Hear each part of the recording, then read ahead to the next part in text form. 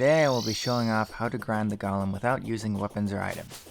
And instead I will be using the traps that I have gathered within the jungle temple in order to defeat the boss by boxing him in what is basically a death chamber.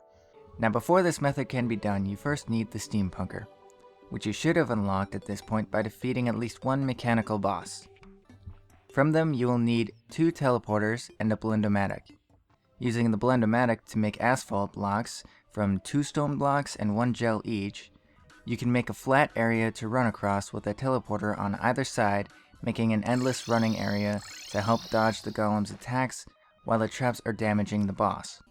This flat area should be built below the altar, which should be centered, but can also be built directly above it if you don't have the picksaw yet, which drops from the golem.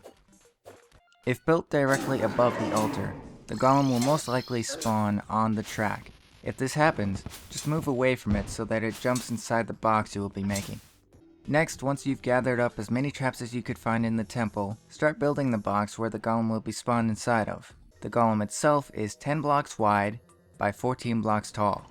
So I've made my box 15 blocks wide by 16 blocks tall, as well as another area above to encase the head for the second phase of the fight. And the whole thing is built 3 blocks above the asphalt, leaving enough room for us to run through.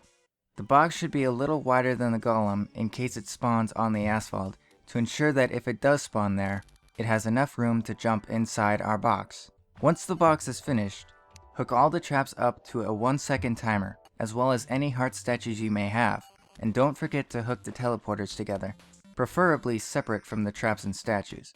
Set a campfire or heart lantern on the running zone to help your health regeneration, and you're good to go. If you have any summoning weapons, you can summon your minions inside the box right before the fight to help kill the golem faster. And if you have any weapons that can phase through walls, you can use those as well, though they might not be that useful since your screen will be constantly going back and forth throughout the fight.